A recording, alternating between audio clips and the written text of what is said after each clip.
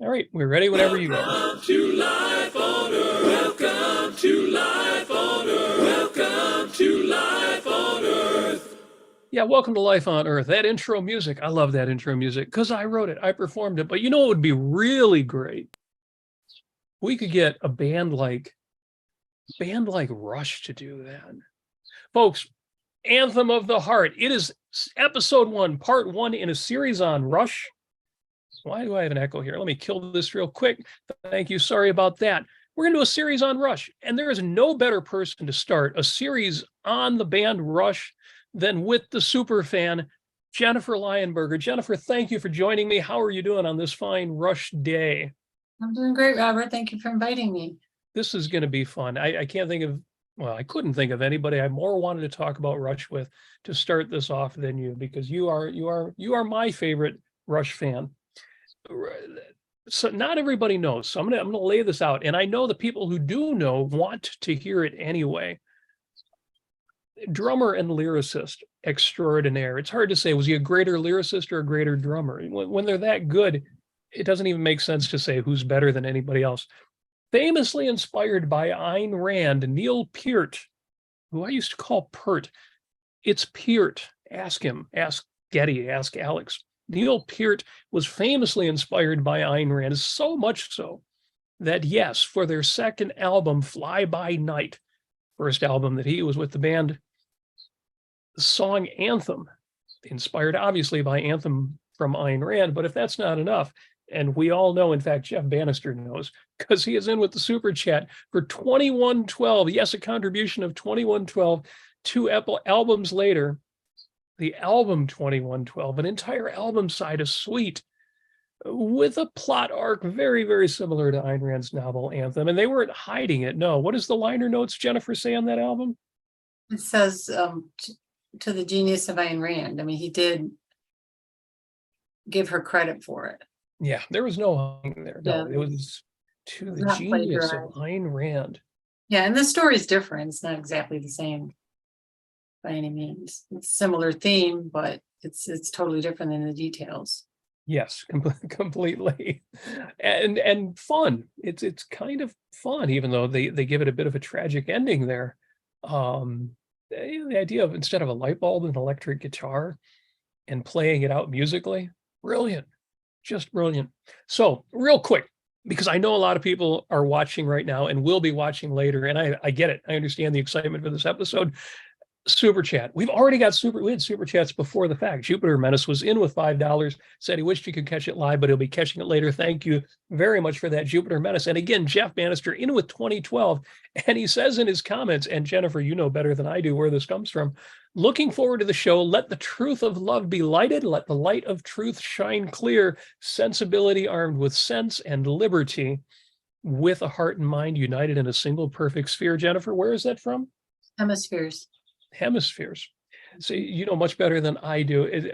Folks, I know Jennifer Lionberger. I know that her love for Rush is great. And sometimes she'll quote a Rush lyric that I don't even catch. I'm a Rush fan. I obviously, you know from the t-shirt that I've seen them live, but Jennifer, she knows more than I'll ever forget about this band. And Jennifer, I want to jump right into some of the questions that I've got for you. Oh, we have another super chat. Another super chat. I'm sorry. Chris McGraw is in with a super chat. Chris McGraw is a musician. He is a Rush fan. He's a musician who's capable of playing probably all of Alex Lifeson's parts. I don't know. That's a tall order, but he is in with a super chat for 2122. Thank you for that, Chris. That is awesome. But Jennifer Lionberger, I want to know your Rush origin story. And I don't know if you've ever told me. Do you recall when you first heard the band Rush? Yeah, I was about 13. It was because of my older brother. I have an older brother, so I learned a lot of things young because of him. And the first song he ever heard was Xanadu. He actually heard it on the radio. It's unusual back then. I think it was some high school station or something. And he was just blown away by that. So he played it for me, and we were just fans after that. And I remember considering about that song is based on the poem Kubla Khan by Samuel Taylor Coleridge. And I was taking an English literature course in 8th grade or whatever it was at the time. And we were learning about Samuel Taylor Coleridge at the time. So I remember taking those lyrics to the teacher and saying, oh, look, there's this song this rock band did about these lyrics, the lyrics that are about the poem. And she read them and she actually said that they were good. And that was one of my earliest memories of the first song, Xanadu. And it's still one of my favorite songs. It would be in the top 10. It's just a masterpiece musically, and it's fantastic. It really is stunning. And one of the things that amazes me about that song was, I think I first became familiar with it from Exit Stage Left. And I immediately thought, oh yeah, they're doing overdubs, and a lot of bands do. They do a live album, but then they kind of flesh it out a little bit in the studio. And what I found out later, and we'll talk about this, is no, they didn't. They had a work ethic where everything you heard on the stage was either played live or at least triggered by the musicians. Even if it was a keyboard part they were playing with foot pedals, it was all done by these three guys. Yeah, that's one of the great things about them. A lot of people, you often hear, there's only three guys in that band. I mean, it's hard for people to believe. Yeah, they were very coordinated, definitely. I remember all the foot pedals Alex had. And he even played the little keyboards later on near the end of the career as well on live. I have to admit, because of the kind of musician I am, I love seeing when Alex is playing keyboards or singing, which he did very little of, but he did when it was needed. He would get on the mic. Very excellent. We got a couple more super chats in already. Oh, nope, just the one, but from Ashley Shrugged, who is in and says, "Rock on, guys! Great topic, great band." Couldn't agree more. Yeah, bring on those super chats. Support the Ayn Rand Center UK. I love them for making shows like this possible. And I think we need a little more rock, a little more rocking out, and a little more Rush on here. Now, Jennifer, you said Xanadu was your first song. Was your brother like a big Rush fan, or was it just, oh, this is kind of neat, you should hear this? No, he was totally blown away when he heard that. And he said, who is this band? I have to check them out. So he immediately checked them out, and we went to a concert a few months later, and I went with him, and it was fantastic. I mean, back then we didn't have any money, so we were way up in the stands, or way up in the, but then later we ended up spending lots of money. I was in the first row several times. Wow. Yeah, and we traveled all over. We saw them in Canada twice, and New York, and all over the place. Do you remember when that first concert was? What year that was? It was 1981. 81. 81. So that would have been Permanent Waves or Moving Pictures? That would have been Permanent Waves. Yeah, it was before Signals. Yeah, Permanent Waves, Moving Pictures, and then Permanent Waves. Excellent, excellent. Well, I wonder, do you have a favorite song or album from the band, or probably, I mean, I know every album inside out, but because I kind of do, and I wonder if a super fan like yourself, do you have a favorite? I guess I'd have to say Moving Pictures. It is a fantastic album. And actually their last album, Clockwork Angels, was really great too. They went out on a great note. Oh, yeah. Yeah, that was really a stunner, wasn't it? Because, Vapor Trails and Snakes and Ladders, they were good. Snakes and Ladders tour was a great tour. But Clockwork Angels, it just felt like they reached that same pinnacle that they did in the Permanent Waves and Moving Pictures era. Yeah, and they had a swan song of sorts, the song "The Garden," the last song on the album. I mean, to me, it reminded me of "The Long and Winding Road" from the Beatles. It was like, Paul wrote that. He knew at the time he wrote that the Beatles were breaking up, and that was like his goodbye song. And "The Garden" was sort of Peart's goodbye. It was like they knew, he decided he couldn't do it anymore physically. So, yes. My co-host James Valiant on our Wednesday shows, he is in the chat with a $10 super chat, and says, "I was front row Madison Square Garden in the early '80s myself." Oh, wow. I wonder if you guys might have been at the same show, sitting in the same row. No, we were in Buffalo, actually. When we went to New York, we went to an outdoor venue in Buffalo. It's one of the things I noticed when I looked up that 2008 tour, where this shirt came from, is I had to go through a lot of shows. There was listed on the back of the shirt. I can't believe the way that they toured. Small wonder that when, even before Peart knew it was the end, when he started slowing down, he's like, I can't keep touring because I can't function at the level that I want to be at. Yeah, he Never- always said as soon as he wanted to quit before he started slipping. He didn't want to show any degradation of his abilities. He wanted to quit while he was still able to do everything, and he knew when that time was. And it was interesting. One of the songs they wrote about related to this, the song "Losing It." Yeah. Oh God. Yeah, I mean, Yes, that's always been a heartbreaker. Yeah, he wrote that song about losing your abilities as you get older, and it makes a reference to Hemingway. And he was 30 years old when he wrote that song. He was a young man, and normally you're not thinking about things like that when you were 30, but he knew that happens to everybody eventually, unless you die young. And that really is, it's a very sad song, but it's a great song. And they did play that song on the last tour, but only in certain places, because they had the violinist Ben Mink along. Then he was only able to go to certain shows. So we didn't see that live ever, but some people luckily got to see it live in the last tour in 2015. Yeah, unfortunately, they documented their tours so well. The DVDs are magnificent. That's one of the amazing things about the Clockwork Angels album is the tour that went with it. The DVD, I've got the Blu-ray of that, and it's just stunning. You couldn't ask for a better show. The visuals and the TV screens flying around, but used well, not just as a gimmick. Just brilliant, beautiful. Yeah, and it was great how they went backwards. They played the albums backwards from the newest to the oldest, and then they pared the stage down as they went. Oh yeah, for the R40 tour. That was amazing. Yeah, so at the end they had this minimalist stage and playing It looked stuff. like they're in a high school gym. Yeah, that was a great idea. Love that. Yeah, they never let go of their roots. They did the covers album with songs from their youth, songs with their own inspirations. That was great fun too.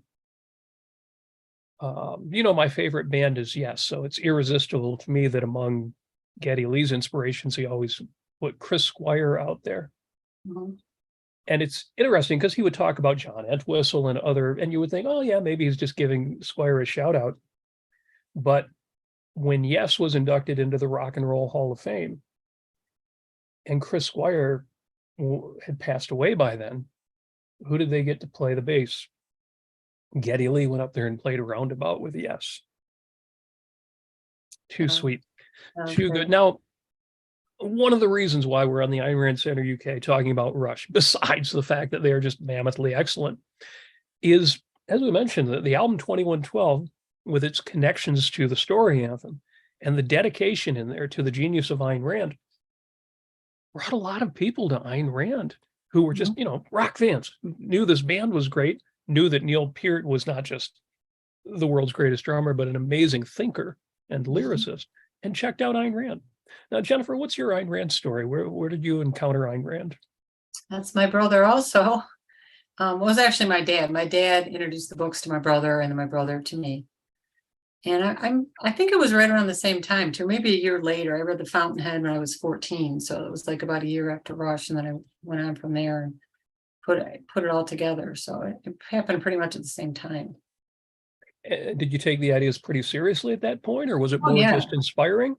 No, I did right off. I remember thinking, oh wow, this stuff makes sense. Like, you read other philosophies and they don't make any sense, and you're like, oh, I must not be smart enough to get this. But you read that, and even as a kid, I thought this stuff actually makes sense. It was fantastic. Excellent. Oh, this is interesting, and not a question I was going to ask, and not in this way, but Jeff Bannister has another very generous 2112 super chat and says, let's see what you think of this. There are 3 basic phases they went through, and many don't care for the middle phase. And Jeff Bannister says, I agree, but is it better than most give it credit for? I love the last phase also. Which is your favorite, Jennifer? I like all the phases. I know that's a common complaint some people have when they stop being, quote, power trio, which I don't personally think they ever stopped, but when they got in their keyboard phase, like in the mid 80s, and the guitars were less important and for a while, but I thought it was great that they experimented, they tried different things. I thought that showed how creative they were. They didn't just stick to the same formula all the time. So I liked all of it. I mean, I don't like every single Rush song. There's some that I don't think are that good, but I liked it all. I really did. And I liked the different phases they went through. Thought it was interesting. Yeah, the lyrics never lost their quality. The No. style changed. To me, it was funny because it wasn't really the introduction of keyboards that I had a problem with. It was that the guitars started sounding really brittle, kind of cold and angular, and almost not distorted enough, because it kind of took away the warmth. They were just very biting, very cutting. So I can kind of see what Jeff's talking about there, and I get that about the middle. But some of the best music came out of that phase, and some of my favorite Rush songs are from that middle phase as well. So they never stopped being great. But yeah, I can see why people would have favorites. I can totally get that. Let's see here. Do you know, if I asked, or if anybody asked you, how many times have you seen Rush live? Do you know how many times you've seen them? 40 times. I'm sorry, again? 40 times. 40. 40. 40 times. Or 40 times. Holy Yeah, it just came out a round number 40. Yep. Amazing. Well, no regrets. There are times when I haven't seen my favorite bands live and then looked back after they retired and thought, oh man. Well, yeah, with 40 opportunities to see these amazing musicians, no regrets there. Now, do you have a favorite tour that you saw live? A concert that stands out where you say, yeah, that one I'll never forget? There was one in 2012 in Grand Rapids, Michigan, which is a smaller town in Michigan. And for some reason, I really remember that one well, because it was getting to the point where the audience was starting to change, where, like, when I was a teenager and you went to the Rush concerts, it was all teenage boys, except for the few girls that were there.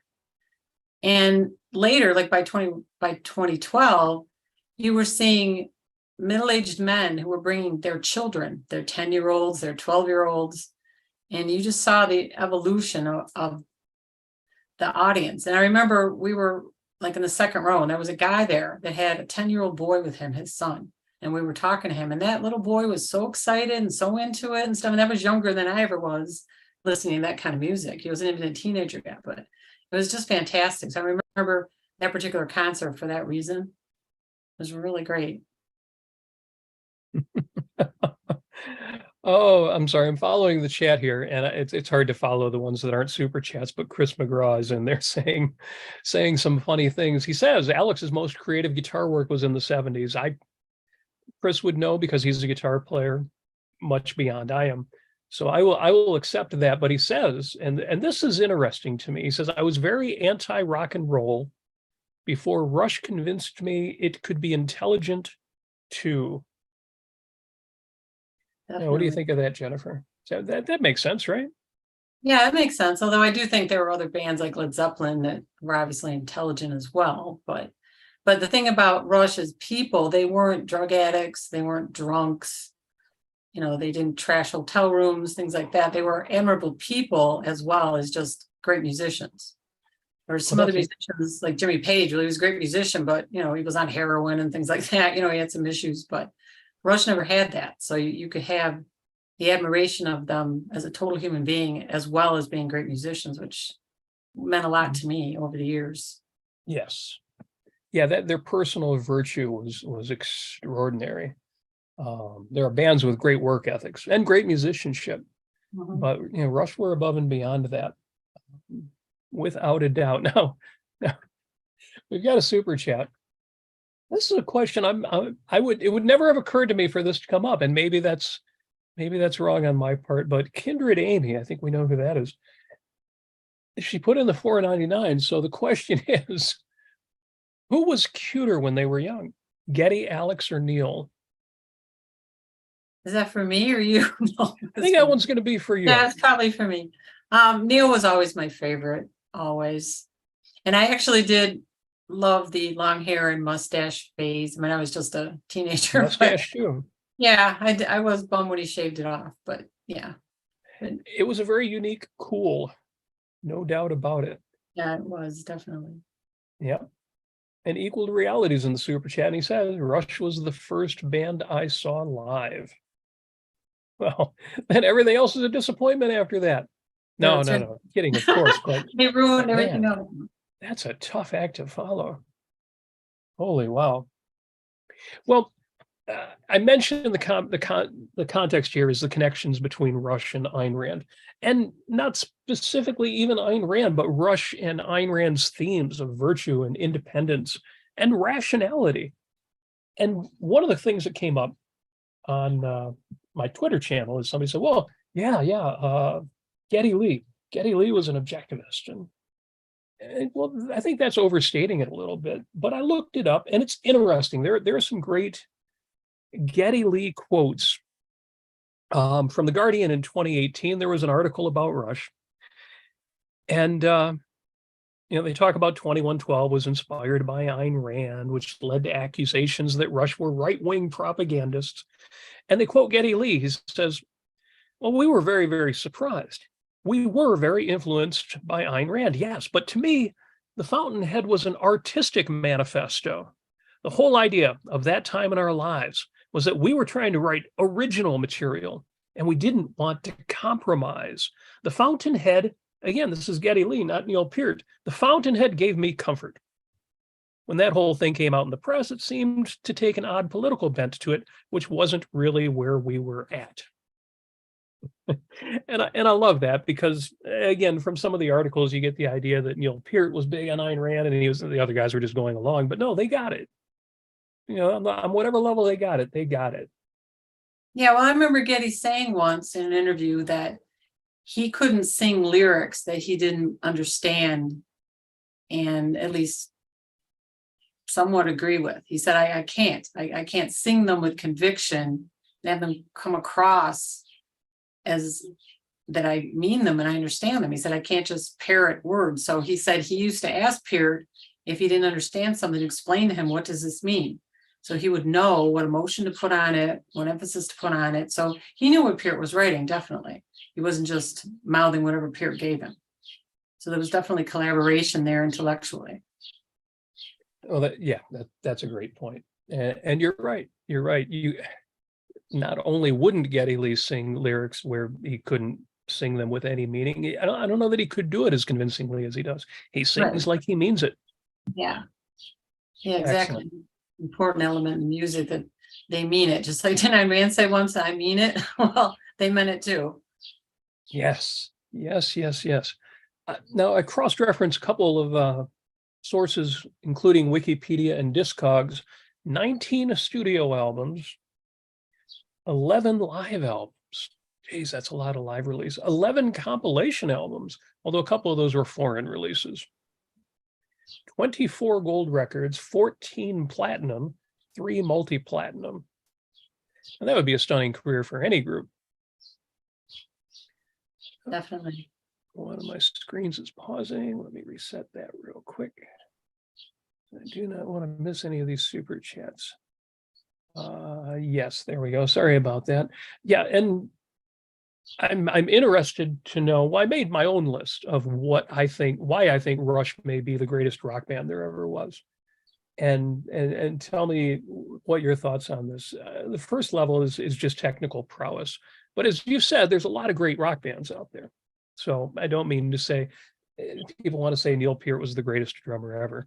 That might be true, but I think when they get that good, all you can say is these are the greats. These are the what's the line that Dave Grohl said? This is the drummer that your favorite drummer looks up to. About Neil Peart. And have you seen any of the videos of Dave Grohl playing 2112, the intro there during the recent tributes? No, I haven't actually. Okay. No. Folks, you should take a look at that. Go to my Facebook wall. There's some links in the show announcement. Taylor Hawkins unfortunately passed away last year, and big blow, broke up the Foo Fighters, and Dave Grohl, being just the nicest guy in rock and roll, put together tribute concerts and got the musicians that were Taylor Hawkins' friends and favorite musicians, and Geddy Lee and Alex Lifeson came on and did the full overture, the suite before the singing starts in 2112, and with Dave Grohl on drums. And to Grohl, it was like a dream come true to get to play with these guys. Geddy Lee gets up on stage and he's just the nicest guy, and he's like, thanks for inviting us and talking to the audience. And he can be the most commanding rock star and the nicest guy all at the same time. Mhm. Love that. Yeah, I remember Well, yeah. Neil Peart said once that the best, he loved the fans, but the best compliment he could get is from another musician. That meant more to him than anything. Have another drummer tell him that he was a great drummer. Yeah. So yes, technical prowess, definitely that level of talent, but ambitious arrangements, just epic arrangements, especially earlier in their career when they were willing to do a whole album side as one song.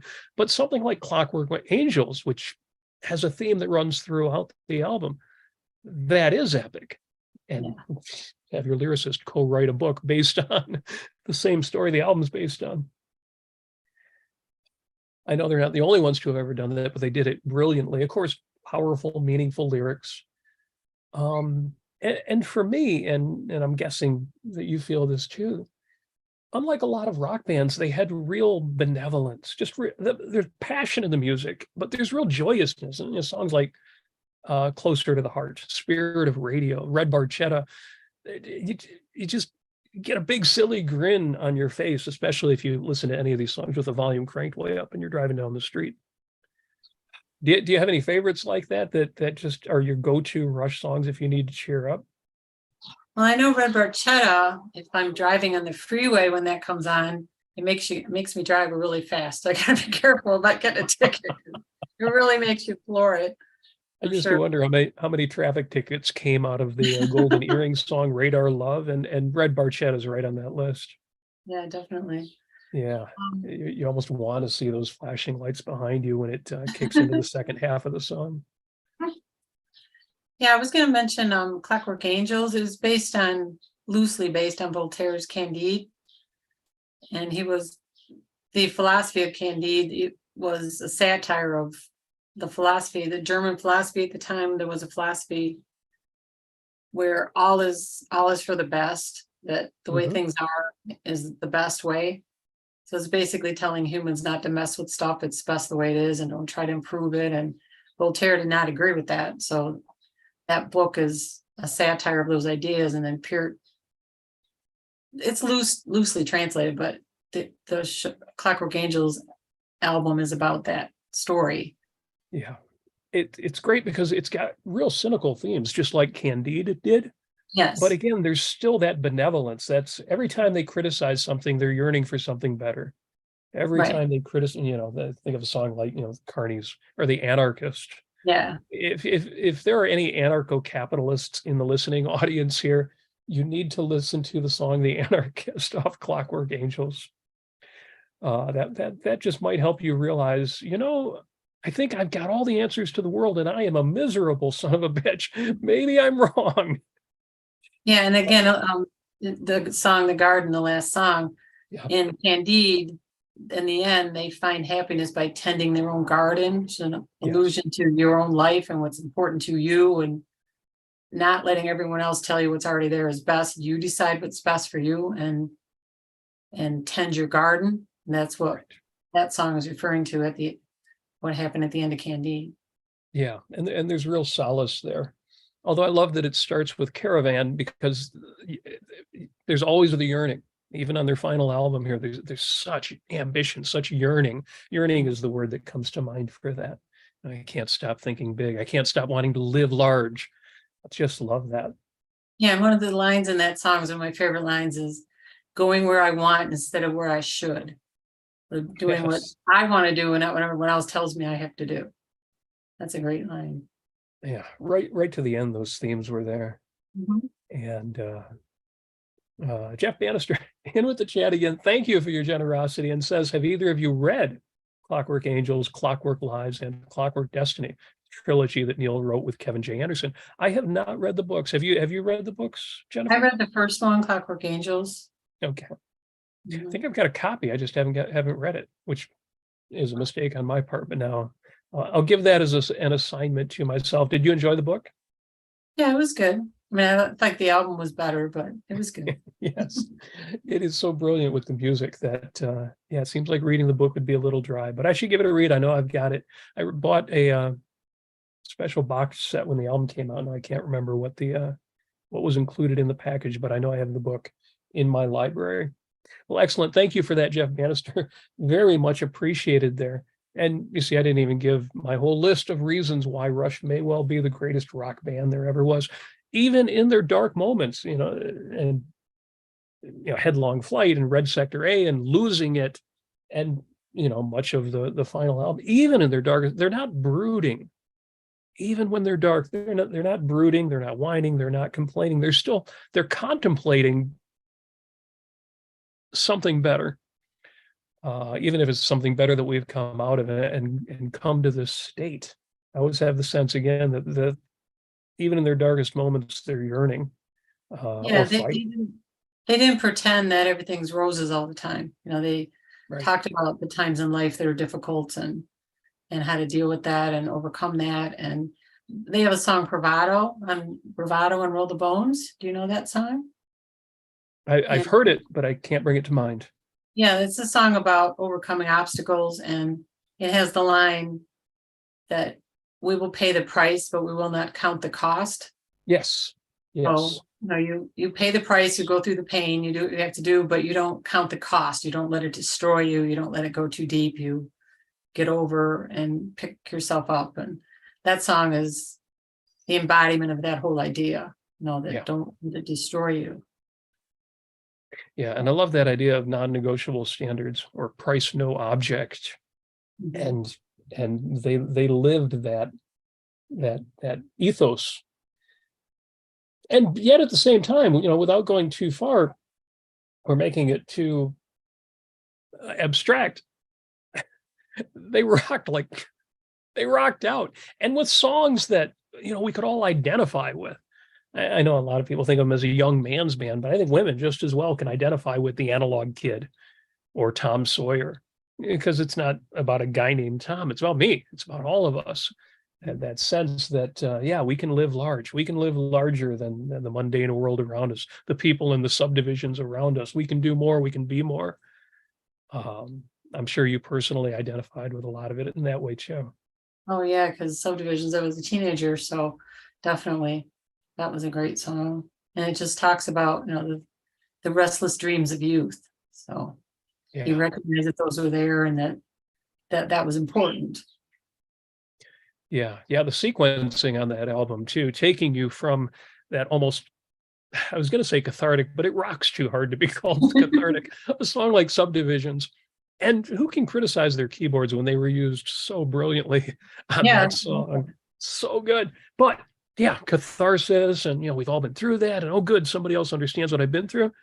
But then they go right into the Analog Kid, and you're like, yeah, that's actually me. Yeah, I've been through all this crap, but I'm also that kid, that still innocent, that still yearning, and I'm gonna go out and rule the world. Yeah, And they didn't grow stay up down. and be the new world man. Yeah, definitely. They had some good, it reminds me, in like Subdivisions, for example, they had some good videos that they would play at the concerts. And like Yeah. Subdivisions, they had a good video. I mean, they were pretty good at having good videos too. I mean, that's just a added on thing, but their light shows and their videos were really good at times. Oh yeah, the ambition of their stage shows. Mhm. And it does bring up one thing I wanted to mention. One of the things about Rush that people who aren't fans or haven't been to their shows might not know is that they were funny. They were Yeah, they were. incredibly funny. Yeah, they did have some great comedic bits for openers. Yeah, they had Ben Stiller once. That was really funny. And Getty and Alex would dress up, and the two of them were really funny. I mean, Peart not so much. He wasn't the greatest actor, I don't think, compared to the other two. But the other two Getty and Alex were very funny. They would Even dress when they up filmed skits that they would play on the screens behind them, Peart went along with at least some of those. Yeah. But yeah, and the cartoons and comics, and the way I would put it is they were incredibly whimsical, even though they weren't whim worshiping at all. It was all purposive. It was all thought, but they were incredibly whimsical, and I really admire that about people with that level of talent. They never lost their playfulness. Yeah, like there's a song called Marathon, which is one of my favorite songs. And the video they did for that, at the end, there's like a chorus just singing. And they had a cartoon of little cartoon characters singing the chorus. They had like cats and dogs and little animals singing. So it's a real serious song, but they added that to it in the video, which lifted it up even more. That was great. Touches like that at the live shows were really priceless. Yep. Oh, in the chat, they're correcting us here. Jerry Stiller, not Ben. That's his dad. It counts. Jeez. And, No, wait, no, it was Ben Stiller. was it Ben Stiller? No, wait, Jerry's the dad, right? Jerry's the dad. Okay, you're right. Okay, you're Yeah. right. The dad, yeah. Well, you think we're old enough to know who Stiller and Miro were? I'm not that old. Yeah. Jeez, you guys. Yeah, it was the dad. Yeah, that was Yeah. great. Thanks. Ian Gilmore brought up, Trailer Park Boys. That's Oh yeah, that was really funny too. That was actually, really I've never good. seen that, but Oh, you haven't seen it? I know they had a great time working with those guys, though. Yeah, that was funny. That was a good one. Good stuff. Yeah, whimsical, but not whim worshipping. No. And I think some of us need a little more of that. A little more of that in our lives. Now, I'll bring a little bit of controversy in it. And I'm going to do this just because I want to defend Kirk Barbera. Kirk Barbera is interesting. He is a poet. And he's real got a gruff voice, and he sounds more like a motorcycle rider or something. Actually, I think he is a motorcycle rider, but he's a poet, and he's into poetry and literature and classical music, and he doesn't know much about rock and roll. He's not a rocker. So he found out, or he's discovered over the years of interacting with objectivists, that Rush is the favorite band of a lot of objectivists, or the gateway drug to objectivism for a lot of people. So he decided, I need to listen to Rush. I need to find out, are these guys really as great as I thought they were? Well, I'll tell you this. I'm a fan of the band Yes. Yes is nothing against Rush, but my favorite band. But there's a lot of music by Yes, which the first time I heard it, I'm like, I don't get it. Why are they doing this? Sounds like random notes. It sounds like they're showing off, or they're not even trying. Or there are songs and there are songs even by Rush that the first time I heard them, I thought, oh, okay, but I don't really get it. And by the fifth time, it's my favorite song. And I'm like that about classical music. The first time I heard Rachmaninoff's piano concertos, I'm like, well, there's a lot of notes, but I don't really get it. 5 times in, this is some of the greatest music I've ever heard. So I get it that Kirk Barbera did these videos, listens to Tom Sawyer, does a reaction video to it. He didn't quite get it. He could tell it was good music. He could tell it was a good song. He could tell it was good playing, but people were telling him it wasn't good. It was great. And he didn't understand that. And I got to give him props. I give props to anybody who's willing to take the slings and arrows, or snakes and arrows, for doing that kind of video. Even though, if it's your favorite band, even, I love moving pictures in permanent ways. It's a little off-putting to hear somebody not get it. But I get that he didn't get it. And in his defense, he did then follow a recommendation of, well, then listen to one of Neil Peart's, because he was listening to the drums and thinking, well, that's great, but a lot of drummers can do that. Listen to one of Neil Peart's live drum solos. And he did that. And in the second video, he gets it. Okay, this is a phenomenal drummer. So I got to give a shout out to Kirk. In fact, I think I want to get him on the show, do an episode with him, talk about those reaction videos, and then, get a little more into why Rush really is the band that every objectivist should be a fan of, but also, relate it to other kinds of music. But I just had to give a shout out to Kirk, because he's taking a lot of heat. And Jennifer, as a fan of the Yarn Brooks show, I think we set ourselves up for that. There are people who will they'll send Yarn Brook a PayPal super chat just to get him to do a reaction video to a piece of music. And Yarn will do it. If you send him $100, he will review any piece of music you want him to. Man, people are setting themselves up for some hurt when they say, Yarn, you've never heard, some complex piece of music, a rock music, or some heavy metal, some death metal song. What do you think of this? Do his music reviews usually surprise you, Jennifer, or have you pretty much got a handle on, okay, if you put this in front of Yarn, this is what you're going to get? No, I know what he likes and what he doesn't. I mean, he's pretty much said, like people send him rap stuff, I think. And he has said many times, I don't like rap. So it doesn't matter what you're rapping, he's not going to like it. So, and he likes classical a lot. So no, I wasn't surprised, but I know what he likes. So, yeah. But I wonder if you realize a song is so great. Well, maybe this will break through.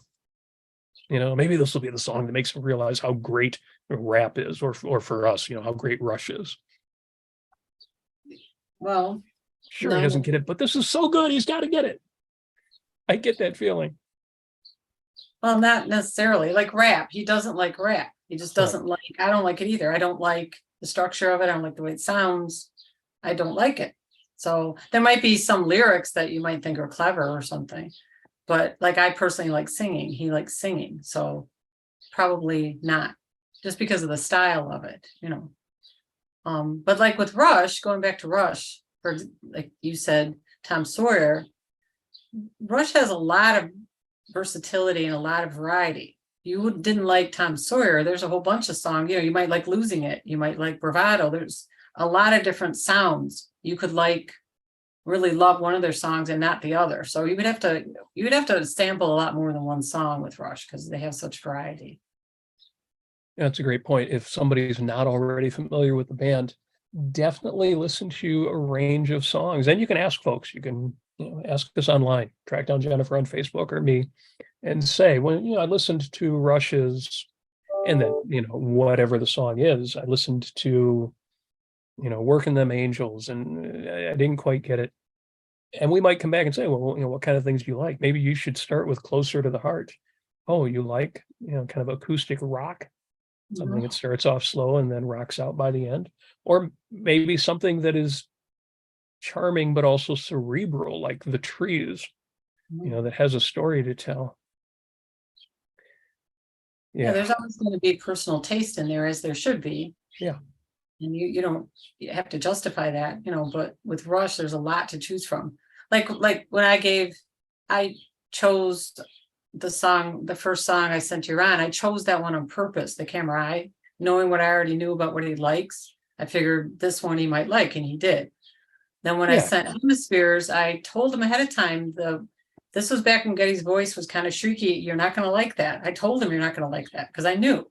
And he said, yeah, I didn't like that, but he liked the music and the lyrics and all of that. So again, your taste is your taste. That's fine. If you don't like shrieky voices or whatever, that's perfectly fine. But one thing I've always noticed about Rush, even the critics, even back in the old days when they used to write about how pretentious they were and all of this, if the critic was at all honest, they would admit how well they played, what great musicians they were, and the musicianship that they showed.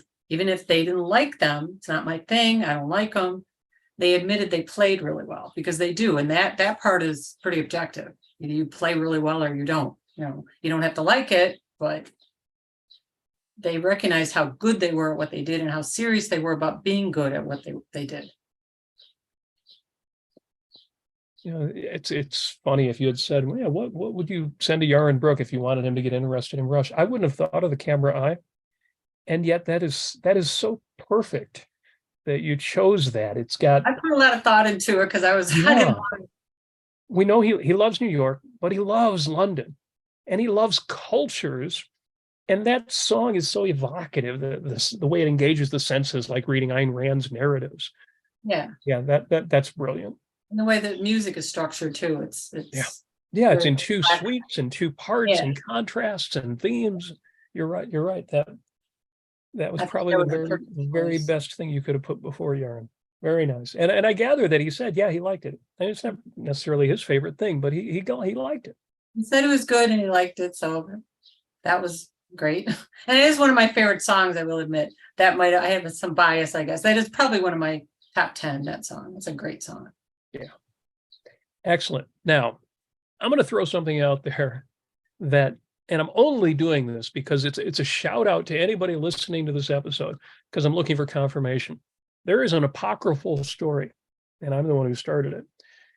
Back in 1990, I think, at conceptual conferences, first time I ever met Leonard Peikoff, and it might have even been at the breakfast table. I can't remember where he said it, but I remember him saying, because somebody asked him, whatever happened with Ayn Rand and Rush? Did she have any problem with Rush using the kind of, the not the specifics, but the plot arc of Anthem in 2112? And it wasn't that big a deal at the time.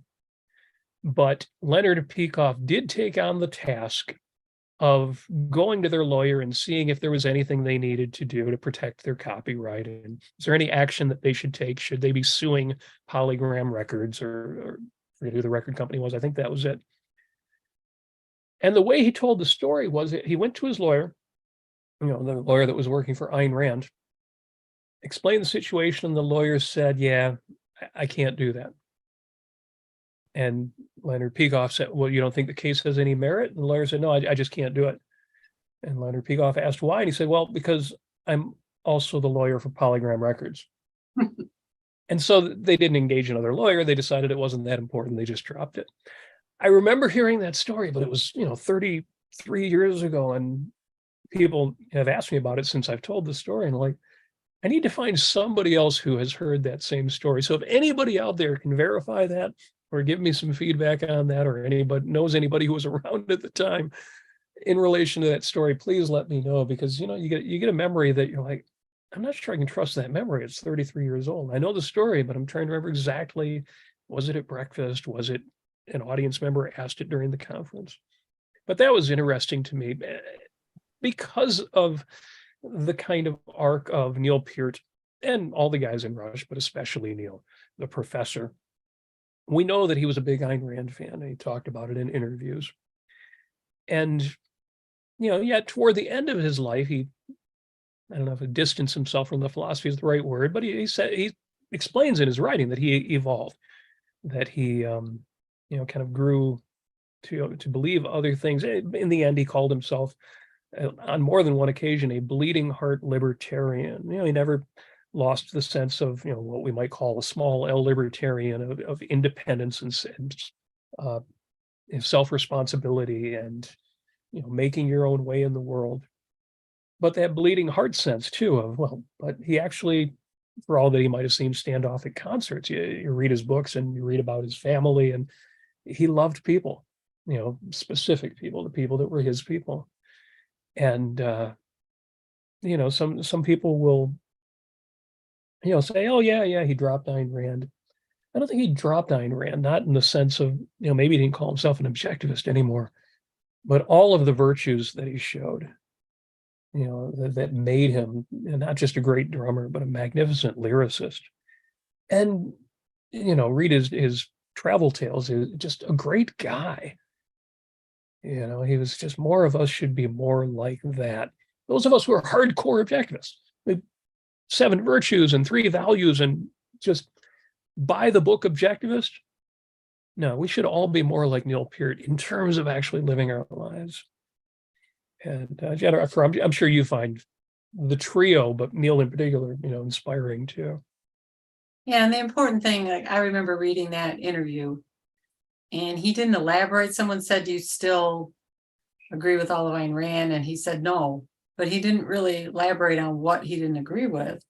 And the important thing to me, though, was the lyrics. I mean, that was his job. That's what he was there to do.